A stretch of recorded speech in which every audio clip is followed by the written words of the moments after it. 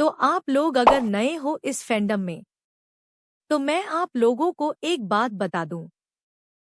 वो यह है कि एक सवाल या कह सकते हैं कि एक आरोप बीटीएस पर हमेशा ही हेटर्स लगाते रहते हैं या कुछ उनके फैंस लगाते रहते हैं।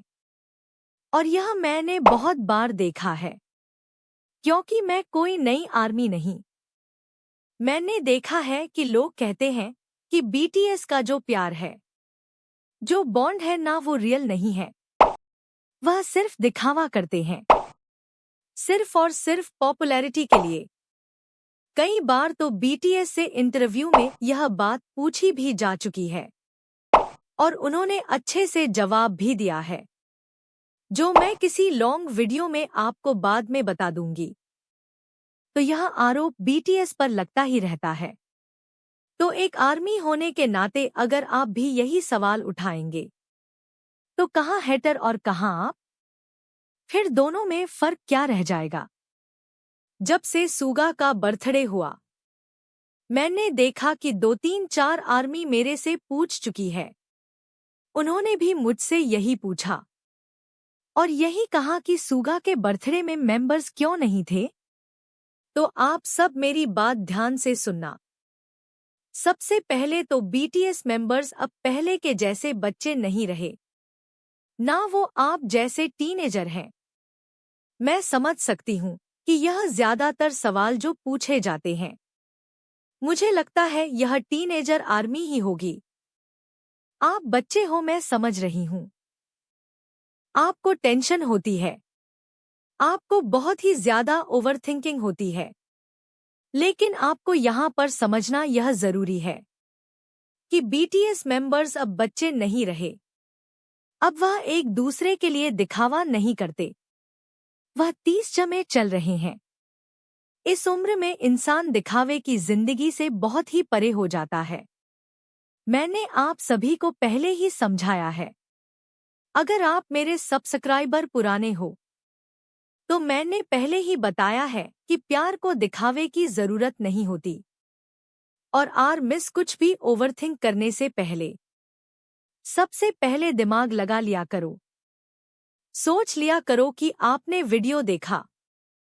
मैंने खुद पोस्ट करी वीडियो कि आप लोग देख लो अच्छे से। और मुझे भी यह वीडियो देखकर बहुत ही खुशी हुई। आपने देखा कि सुगा के साथ वहां पर सिर्फ उनका स्टाफ ही नहीं था, इतनी पब्लिक थी। ऐसा लग रहा था कि जैसे कंपनी के लोग ही नहीं, बाहर के लोग भी आ गए। इतने सारे लोग थे साथ में। वहां पर मेंबर्स भी थे, सारे के सारे। लेटेस्ट लाइव करी है, जो भी था, जिन थे, सुगा थे, होप थे, सबने स्टूडियो से ही लाइव किया है, कंपनी से ही लाइव किया है। वो अपने घर पे नहीं थे और सुगा ने खुल के बोल दिया। आपने देखा होगा, उन्होंने कहा कि प्रैक्टिस की वजह से खाने तक का टाइम नहीं मिल पा रहा है। खाने तक का सोचो, इतना प्रैक्टिस में वह बिजी रहते हैं। के बाद भी उन्होंने यह भी कहा कि प्रैक्टिस छोड़ के मैं थोड़ी देर के लिए लाइव करने आया हुआ हूं। क्या आपने सुना नहीं इसे ध्यान से? या फिर आप एक्सप्लेनेशन देखते ही नहीं हो? क्या यह सब बातें एक आर्मी को शोभा देती है? अब एक बात और मैं आप सभी को बता देती हूं, किसी और ने आपको नहीं बताया होगा। वो यह है कि हमें लगता है कि मेंबर्स बहुत ही ज्यादा बड़े आर्टिस्ट हैं, इतना ग्लोबली फेमस है, तो उन्हें अपनी मर्जी से चीजें करते होंगे। जब मन करता होगा कंपनी जाते होंगे, और फिर जब मन करता होगा घर पे आराम करते होंगे, या नहीं जाते होंगे, अपनी मर्जी से करते होंगे। बट नहीं, बिल्कुल भी नहीं। वह अपनी मर्जी से यह सब कुछ भी नहीं कर पाते। उनको डेली ही कंपनी जाना होता है। डेली कंपनी जाते हैं, बिल्कुल नॉर्मल इंसान की तरह। जैसे नॉर्मल लाइफ में लोग कंपनी जॉब करने जा रहे होते हैं, वैसे ही वह सुबह जाते हैं। सुबह 8 बजे उन्हें वहां पहुंचना ही पड़ता है। उसके बाद दोपहर में लंच होता है।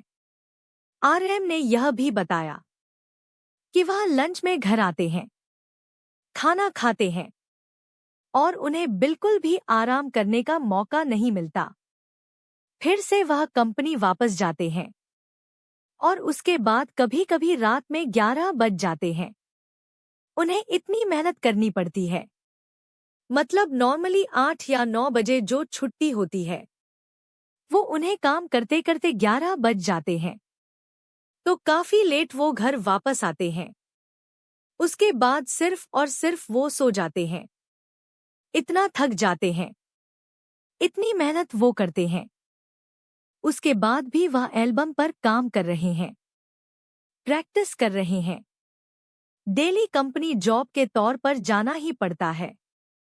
वो वहां पर काम हो नहीं हो, बट जाना ही है भाई।